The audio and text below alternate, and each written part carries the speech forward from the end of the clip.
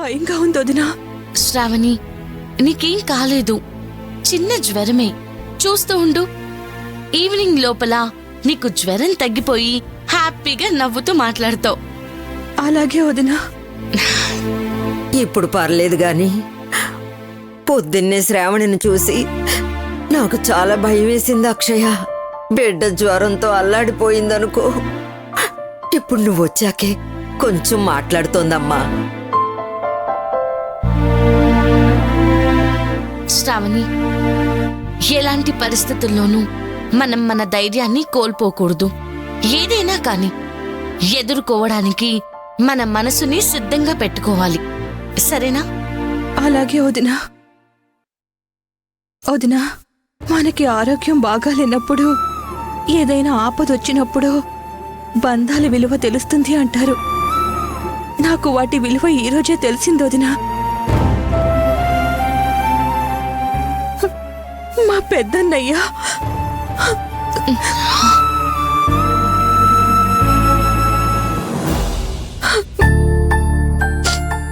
మా పెద్దన్నయ్యకి నేనంటే ఎంత ఇష్టమో, నా మీద అన్నయ్యకి ఎంత ప్రేమ ఉందో ఈ రోజే నాకు తెలిసింది వదినా. ఇప్పుడు కళ్ళు తెరిచి మాట్లాడుతున్నానంటే దానికి మా అన్నయ్యే కారణం.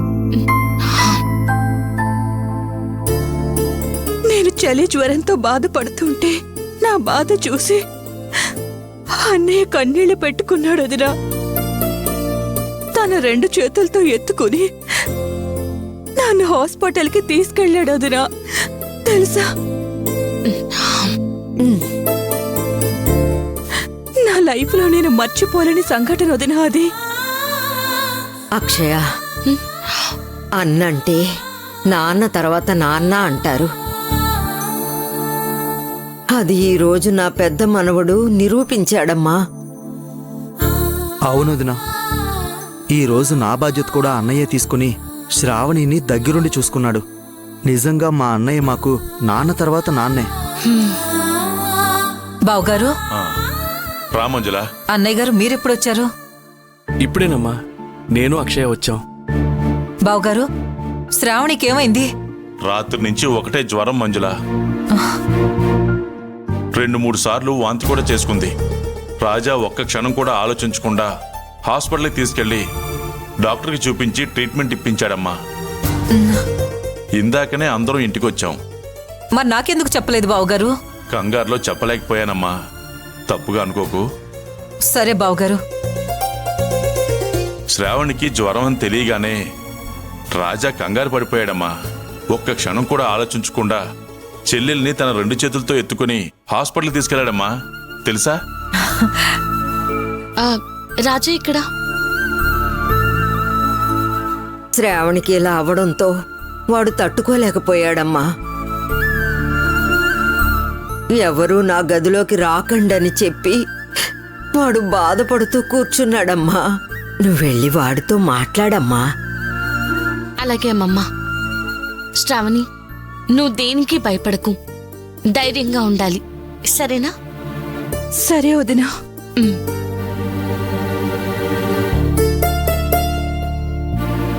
బావుగారు, నేను వెళ్ళి శ్రావణిని చూసొస్తాను. అలాగమ్మా. మేడం, ఎంతసేపు వచ్చి? ఇప్పుడే వచ్చాను అక్షయ. ఒక్క నిమిషం, నేను శ్రావణిని చూసొస్తాను. అలాగే మేడం. అక్షయ, కూర్చోమ్మా.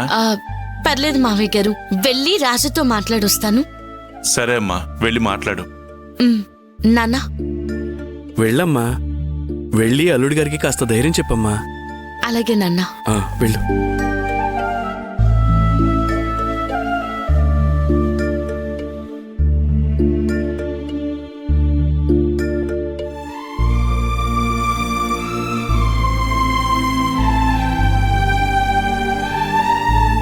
రాజా. అక్షయ, శ్రావణికి చలి జ్వరం. నేను వెళ్ళి చూసినప్పుడు జ్వరంతో ఒళ్ళు కాలిపోతుంది. ఒక్క మాట కూడా మాట్లాడలేకపోతుంది తెలుసా. నేనెప్పుడూ నా చెల్లెల్ని అలా చూడలేదు అక్షయ. ఎందుకో తెలీదు, నాకు చాలా భయం వేసింది. ఏంటండి మీరు దీనికి ఇంత ఎమోషనల్ అవుతున్నారేంటి? మనకి ఏదో ఒక టైంలో జ్వరం రావడం అనేది కామన్. శ్రావణికి ఏమీ కాదు. మీరు బాధపడకండి.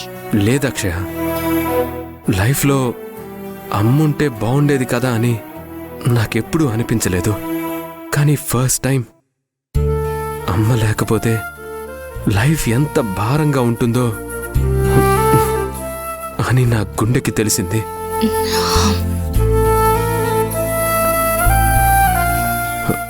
అందుకేనేమో శ్రావణిని ఆ పరిస్థితిలో చూడగానే నాకు కన్నీళ్ళు ఆగలేదు.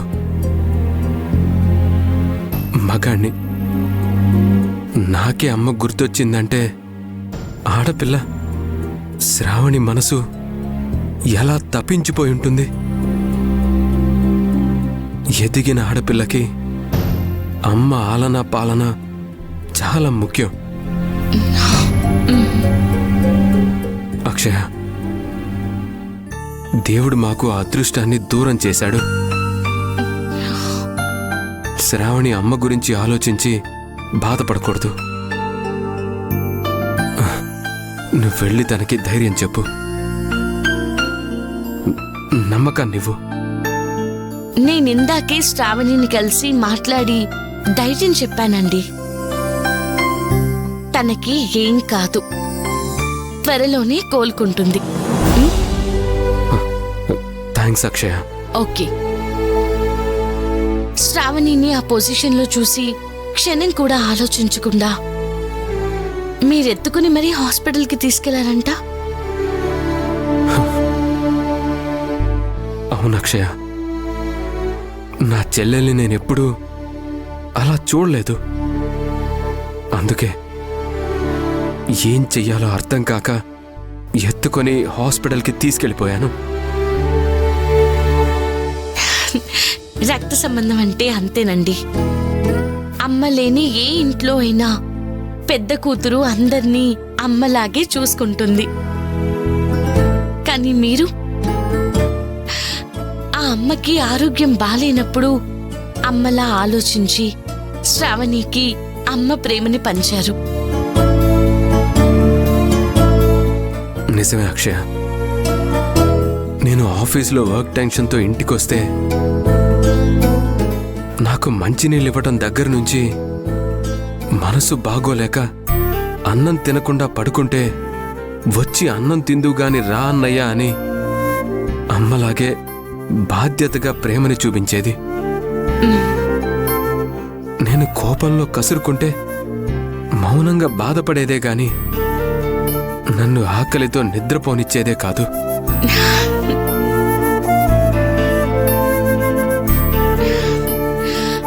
నాకు కాబోయే భర్త ఎలా ఉండాలని కలలు కన్నానో ఆ దేవుడు నాకు అలాంటి వాణ్ణి భర్తగా వచ్చేలా చేశాడు.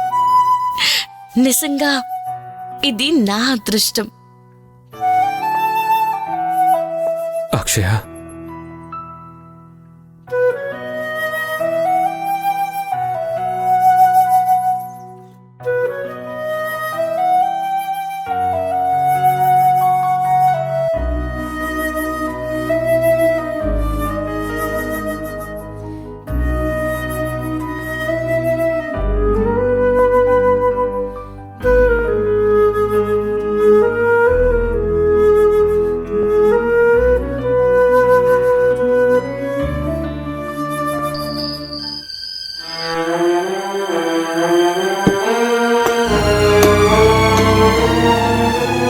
అక్షయ, ఆ?